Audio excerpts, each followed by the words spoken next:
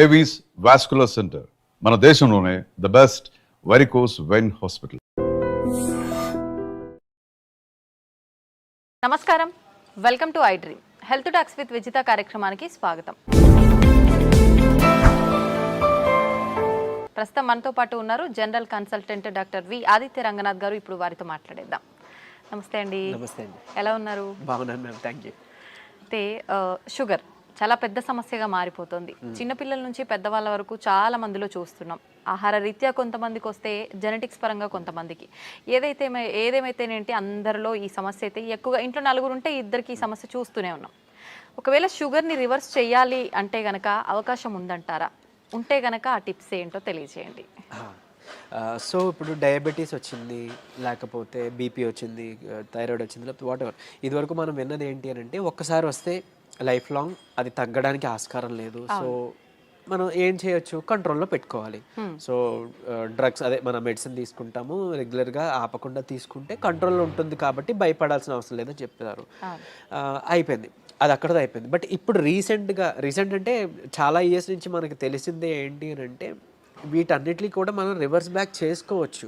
కాకపోతే ఆ పద్ధతి తెలియక, చాలా మంది అవేర్నెస్ లేక ఇంకా అదే భయంతో ఇప్పటికీ ఉన్నారు. అంటే ఒక్కసారి వస్తే తగ్గదు, మనం ఖచ్చితంగా టాబ్లెట్స్ మీద బ్రతకాలి లైఫ్ లాంగ్. సగం ఆ థాటే ఇంకా అనారోగ్యం తీసుకొస్తుంది అనమాట.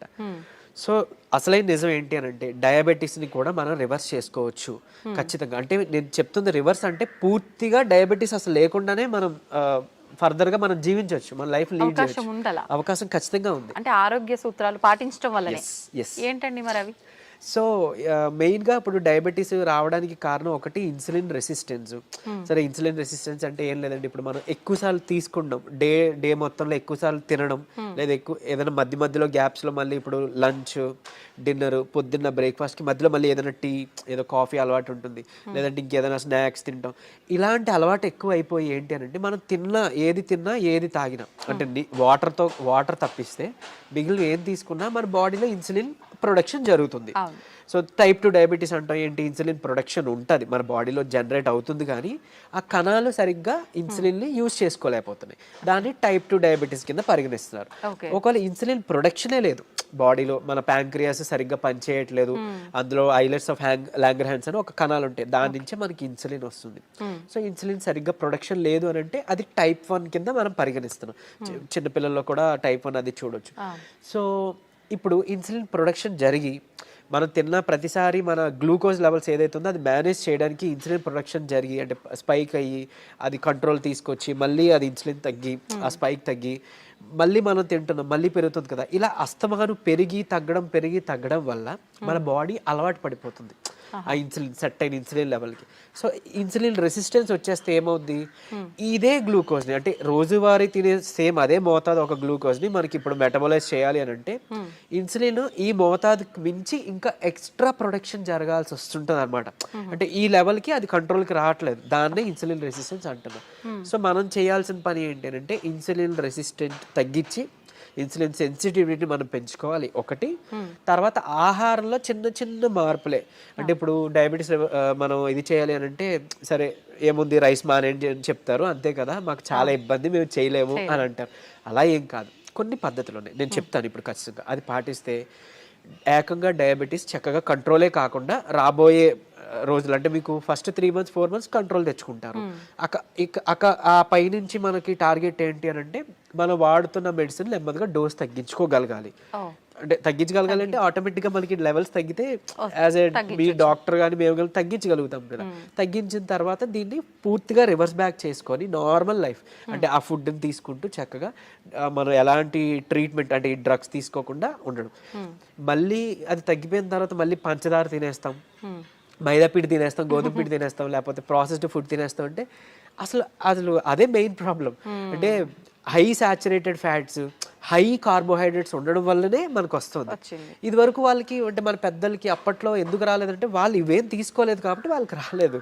సో మనం అది ఫుడ్డే ఇది ఫుడ్డే కదా, ఏదో నార్మల్ లైఫ్, అంటే తగ్గిన తర్వాత మళ్ళీ తినేయొచ్చు అన్న వాళ్ళకి ఇది ఆన్సర్ చెప్తున్నా. సో అది కాదు, నార్మల్గా మీరు రైస్ తీసుకోవచ్చు, రైస్ పూర్తిగా మానే అవసరం లేదు, కాకపోతే రైస్తో పాటు కొన్ని తీసుకోవాల్సి ఉన్నాయి. సో చూడండి సింపుల్ టెక్నిక్, హై కార్బోహైడ్రేట్స్ తీసుకోకూడదు, హై కాంప్లెక్స్ కార్బోహైడ్రేట్స్ తీసుకోకూడదు, తర్వాత హై సాచురేటెడ్ ఫ్యాట్స్ తీసుకోకూడదు. సో ఇవి తప్పిస్తే మరి మిగిలిన ఆప్షన్ ఏంటి? కొంతమంది ఇక్కడ ఏం చేస్తారంటే కార్బోహైడ్రేట్స్ తీసుకోకూడదు అన్నారు కాబట్టి పూర్తిగా కార్బోహైడ్రేట్స్ని తగ్గించేస్తున్నారు, అంటే నో కార్బోహైడ్రేట్ ఫుడ్ అంటారు, అలా వెళ్ళిపోతున్నారు, కీటో డైట్స్ అని. అలా వద్దు. అలా అయితే ఏమవుతుందంటే మనకి ఇన్ని సంవత్సరాలు లేదా ఇన్ని జనరేషన్స్గా మనకి బాడీకి కార్బోహైడ్రేట్స్ అలవాటు, సో దాని డైజెషన్ అలవాటు. సో అక్కడి నుంచి మళ్ళీ అది బ్రేక్ డౌన్ అయ్యి గ్లూకోజ్ కింద మనకి కన్వర్ట్ అవుతుంది, మనకి శక్తిని ఇస్తుంది, బాగుంది. మీరు తినడం మానేస్తే ఒకటి మీకు కూడా బాడీకి అది కొత్తది ఏంటంటే కార్బోహైడ్రేట్స్ అసలు అది డైజెషన్ చేసే ఒక పద్ధతే మర్చిపోద్ది మన బాడీ. సో రేపు పొద్దున్న నార్మల్ సింపుల్గా కార్బోహైడ్రేట్స్ తీసుకున్నా దానికి చాలా కష్టపడాల్సి వస్తుంది. అండ్ ఈవెన్ ఒకవేళ జెనెటికల్గా నెక్స్ట్ జనరేషన్స్ పాస్ అయిన అయింది అనుకోండి, అది ఇంకా ఇబ్బందిగా, అంటే నార్మల్ అన్నమే మనం అరాయించుకోలేకపోవచ్చు, లేకపోతే నార్మల్ సమోసానే ఎంజాయ్ చేయలేకపోవచ్చు మనం. సో అట్లా. సో సరే ఓకే, హై కార్బ్స్ అంటే తెలుసు, ఈ రైస్ నార్మల్గా అవి తీసుకునేవి, ఈ రైసు తర్వాత ఈ మైదా గోధుమ పిండి ఇవన్నీ తినమని చెప్తుంటారు, అంటే రైస్ని తగ్గించి మైదా గోధుమ పిండి తినమని అంటారు కదా. సో అది కూడా రిఫైన్డ్ తీసుకుంటే, పంచదార లేకపోతే గోధుమ పిండి ఇవన్నీ రిఫైన్డ్ ఫ్లోర్ బయట కొని తెచ్చుకుంటే అది కూడా మళ్ళీ మనకు ప్రాబ్లమే. సో మనం మిల్లులో వెళ్ళి ఆడించుకుందాం, అంటే డైరెక్ట్గా వెళ్ళి మనం గోధుమలు అలాగా గోధుమలు, దానికి జొన్నలు యాడ్ చేయొచ్చు, రాగులు యాడ్ చేయొచ్చు, సోళ్ళు అంటాం కదా, సో అలా రాగి మాల్ట్లో తీసుకునే రాగులు అవన్నీ యాడ్ చేసి దాంతో మనం రొట్టిలానో లేకపోతే మిల్లెట్స్ ఏమైనా దానికి యాడ్ చేసి, కినోవా అని ఇప్పుడు వస్తుంది, సరే అంత అఫోర్డ్ చేయలేదు అన్న వాళ్ళకి పోనీ మనకి ఏమంటారు సామెలు, అరికిలు, గంటలు అలాంటివన్నీ తక్కువ రేట్కే వస్తుంటాయి కదా, అలాంటివి ఇంక్లూడ్ చేసుకోవచ్చు. పూర్తిగా రైస్ మానేమని నేను చెప్పట్లేదు, రైస్తో పాటు ఇది తీసుకోండి. సరే ఇదంతా కాదులేండి, ఓన్లీ రైస్ నాకు కర్రీ మాత్రమే అలవాటు ఉంది, ఇప్పుడు ఇంకేదైనా సింపుల్గా చెప్పండి అని అంటే ఉంది ఒక పద్ధతి. మనకి ఇప్పుడు ఇన్సులిన్ రెసిస్టెన్స్ అని మాట్లాడుకున్నామే, HbA1c మీ అందరికీ తెలుసు, 3 నెలల యావరేజ్ తీస్తే మనకి ఎంత ఉంది అనే దాని మీద మన డయాబెటీస్ ఉందా లేదా, కంట్రోల్లో ఉందా లేదా అని తెలుస్తుంది. సో దాన్ని మనం కంట్రోల్ పెట్టడానికే కదా ఇప్పుడు అన్నీ చెప్తున్నాం, మన ఇన్సులిన్ వాడాలన్నా లేకపోతే ఈ మెట్ఫార్మిన్ మన డయాబెటీస్ డ్రగ్స్ వాడాలంటే కూడా మనకు అలానే దేవుడు కూడా ఇచ్చిన ఆహారంలో ఈ పని చేసే ఉంది. ఏంటి అని అంటే ఒకటి కీరా దోసకాయలు, తర్వాత పంకిన్ సీడ్స్ గుమ్మడి గింజలు, తర్వాత పాలకూర. వీటిలో ఏంటంటే పాలకూరలో తర్వాత పంకిన్ సీడ్స్లో వైటమిన్ ఈ ఉంటుంది, అది మీ HbA1cని చక్కగా కంట్రోల్ తీసుకొస్తుంది. అండ్ ఇప్పుడు చెప్పిన ఆహార పదార్థాల్లో మీకు ఇన్సులిన్ రెసిస్టెన్స్ని తగ్గించి సెన్సిటివిటీని పెంచే ఉండే.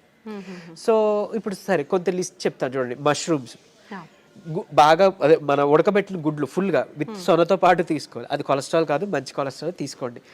సో తర్వాత నెయ్యి, తర్వాత మన కీరా దోసకాయలు, తర్వాత ఓట్స్, గ్రీన్ పీస్ అదే మన పచ్చి బఠానీలు, తర్వాత రాజ్మా, కిడ్నీ బీన్స్ అంటాం రాజ్మా, అలానే మిగిలిన బీన్స్ కూడా చక్కగా మిగిలిన రకాల బీన్స్, చిక్కుళ్ళు బీన్స్ ఇట్లాంటివన్నీ తీసుకుంటే కనుక ఇవన్నీ కూడా మీ ఇన్సులిన్ రెసిస్టెన్స్ని తగ్గించినవే.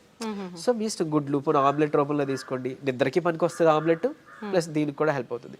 సో ఈ ఫుడ్ని మీరు కంపల్సరీగా క్యాబేజీ, కాలీఫ్లవర్, సో బ్రాకోలీ కానీ ఇలాంటి ఇవన్నీ కూడా మీ ఫుడ్ డైలీ ఫుడ్లో ఏదో ఒక రూపంలో ఇంక్లూడ్ చేసుకోండి. ఏదో ఒక్క పదార్థమైనా అట్లీస్ట్ కర్రీ, మనం అది వదిలేసి మిగిలినవి ఏవో తీసుకున్నామంటే మళ్ళీ కంట్రోల్కి రాదు, మీ అందరికీ తెలిసిందే. చాలామంది ఎక్కువ పాలకూర కూడా తినరు, సో అట్లా. లేదంటే మునగాకు ఉంది, సో మునగాకును కూడా మీరు పౌడర్ రూపంలో చేసుకోవచ్చు, ఎండబెట్టేసి చక్కగా పౌడర్ చేసుకొని ఒక చెంచా యాడ్ చేసుకోండి ఒక ముద్దకి, అన్నంతో పాటు రైస్తో తీసుకోవచ్చు, మామూలుగా హాట్ వాటర్లో కూడా తీసుకోవచ్చు, హాట్ వాటర్లో తీసుకోవచ్చు, మజ్జిగలో కలిపి తీసుకోవచ్చు. ఇది ఒక మనిషికి డైలీ లిమిట్ ఒక చెంచా. సో అట్లా అని ఇప్పుడు ఏం చేస్తారంటే కొంతమంది ఏదైనా రసం, చారు దాంట్లో కలిపేస్తారు, బట్ అది కలిపేస్తే అంటే ఇంట్లో 3 members 4 members ఉంటే అందులో ఎవరికి ఎంత వెళ్ళేది తెలియదు కదా. సో డైరెక్ట్గా మీరు కలుపుకోవడం బెటర్, ఏదర్ వాటర్లోనో మజ్జిగలోనో లేదా మీ అన్నం గిన్నెలోనో. ఇంకోటి అన్నము, ఇప్పుడు అలానే అదే అన్నము కూర తినే ముందుగా 1 కప్పు కీరా దోసకాయ తీసుకోండి, లేదా బీన్స్, మొలకలు తీసుకోండి చక్కగా, ఇవన్నీ మీకు హెల్ప్ అవుతుంది. లేదంటే మన దాలిమ్మ గింజలు 1 కప్ పెట్టుకోవచ్చు, పెట్టి ముందు అది తిని తర్వాత అన్నము కూర మనం తీసుకుందాం. అలానే అన్నం తినే ముందు, టిఫిన్ తినే ముందు, నైట్ డిన్నర్ చేసే ముందు ఏం చేయొచ్చు అనంటే కొంచెం పెప్పర్ అంటే మన మిరియాల పొడి 1 చిటికెడు తీసుకొని నిమ్మరసం యాడ్ చేసి కొంచెం గోరువెచ్చని నీటిలో ఒక కప్పు లేదా 1 గ్లాస్ గోరువెచ్చని నీటిలో కలిపి తాగేసేయండి. ఎందుకు అనంటే ఇప్పుడు ఈ పెప్పర్లో ఉండే పైపరిన్ అనేది మన ఏమంటారు యాక్టివ్ ఇంగ్రీడియంట్, మెడిసినల్ వాల్యూ ఉండే ఇంగ్రీడియంట్. ఇది మన లివర్లో ప్యాంక్రియాస్లో అదే ఎక్కడి నుంచి అయితే ఇన్సులిన్ వస్తుందో అందులో అక్కడ డైజెషన్ ఎంజైమ్స్ని వాటిని కూడా మంచిగా ఇది ఏమంటారు మెటబాలైజ్ చేస్తుంది. కరెక్ట్గా మెటబాలిజం బాగా జరిగి ఎంజైమ్స్ అన్ని మంచిగా ఫంక్షన్ అయ్యేలా చేస్తుంది. సో తర్వాత ఇంకొకటి మోర్ ఓవర్ ఈ ఏవైతే కాంప్లెక్స్ కార్బోహైడ్రేట్స్ మన హై కార్బ్స్ అన్నాం కదా దాన్ని బాగా కరెక్ట్గా డైజెషన్ జరిగేలాగా మెటబాలైజ్ అయ్యేలాగా ఇది హెల్ప్ చేస్తుంది. అండ్ ఈవెన్ మన పోషకాలు ఏవైతే ఉన్నాయో ఆకుకూరలోనో లేకపోతే మనం తీసుకునే ఫుడ్లోనో అవి మనం వంట పట్టడం అంటాం కదా మన అబ్జార్ప్షన్ అవి అబ్జార్బ్ చేయడానికి ఈ ఈ పెప్పర్ మన మిరియాలు పొడి చాలా బాగా హెల్ప్ చేస్తుంది. సో ఈ రూపంలో తీసుకున్నారనుకోండి మీరు తిన్న తర్వాత పెరిగే షుగర్ లెవెల్స్ కంట్రోల్కి వస్తాయి అండ్ ఈవెన్ మనకి లోపల ఫంక్షనింగ్ బాగా మెరుగుపడుతుంది. ఇకపోతే డయాబెటీస్ రివర్సల్ గురించి వద్దాం. సో నేను ఇప్పుడు చెప్పింది 3 to 4 months చేస్తే ఖచ్చితంగా మీ షుగర్ లెవెల్స్లో చాలా వరకు మీకు తగ్గడం మీరే గమనించుకుంటారు. మీరు ఇంత అద్భుతంగా పనిచేస్తుందా అని అంటారు. ఎందుకనంటే చాలా మందికి ఒకటి ఉండిపోయింది సైకలాజికల్గా, అంటే drugs like what ever medicine మాత్రమే మెడిసిన్, ఫుడ్ అంటే జస్ట్ ఆహారం మాత్రమే. అసలు కాదు. మీకు గుర్తుంటుంటే ఎప్పుడైనా మీ నాన్నమ్మలు అమ్మమ్మలు మీకు ఎప్పుడైనా పొట్టనొప్పి వచ్చింది అని అంటే ఏదైనా వాము కొంచెం సాల్ట్ కలిపిస్తే వెంటనే తగ్గడం మనం గమనించి ఉంటాం. లేదంటే మెంతులు మింగేసి తాగేయండి వాటర్ అంటాం. అవన్నీ ఎందుకు పనిచేస్తున్నాయి? ఇప్పుడు యాంటాసిడ్స్ ఏవో వెళ్ళి పరగడుపుల మాత్రలు మనం పైకి వెళ్ళి తెచ్చుకొని వేసుకుంటున్నాం. అవేం అవసరం లేకుండా వాళ్ళు బతికారు కదా. ఎలా బతికారు? ఇలానే. ఇవన్నీ ఫుడ్డే మెడిసిన్. మనకు ఒక మెడికల్ షాప్ ఉంది. ఎగ్జాక్ట్లీ. మనకి ఏదైనా అనారోగ్యం వస్తుంటే మెడికల్ షాప్ కి మనం బయటకు వెళ్ళవద్దు, మన కిచెన్ లోకి వెళ్ళాలన్నమాట. యాక్చువల్గా పోపుల డబ్బాలే మనకి డ్రగ్ ఇది అన్నట్లు, స్టోర్ అన్నట్టు. సో ఖచ్చితంగా ఇది వర్క్ అవుతుంది. అండ్ మోర్ ఓవర్ అంటే ఇప్పుడు మన బెర్రీస్ నుంచి ప్లాంట్స్ నుంచి ఎక్స్ట్రాక్ట్ చేసిన బెర్బరిన్ అనేది ఒక సప్లిమెంట్ ఉంటుంది ఆబ్వియస్లీ. సరే అది అందరూ వాడాల్సిన అవసరం లేదు కానీ ఒక బూస్టప్ కింద పనికి వస్తుంది. అంటే ఎలా అయితే మనకి డయాబెటీస్ని మనకి తగ్గించడానికి మెట్ఫార్మిన్ అనే ఒక మెడిసిన్ తీసుకుంటున్నాము, సేమ్ ఇది కూడా అదే పని చేస్తుంది. కానీ బట్ మెట్ఫార్మిన్తో వచ్చే వైటమిన్ B12 డెఫిషియన్సీ ఇందులో లేదు, ఈ బెర్బరిన్లో లేదు. సరే ఓకే, అవైలబుల్ ఉన్న వాళ్ళు వాడుకుంటారు, అందరూ ఇది వాడాలని రూల్ లేదు. కానీ బట్ ఈ సింపుల్ టిప్స్ పాటించండి, ఇది ఒకటి. తర్వాత ఖచ్చితంగా ఒక 5 minutes వాకింగ్ ఉంటే చాలు.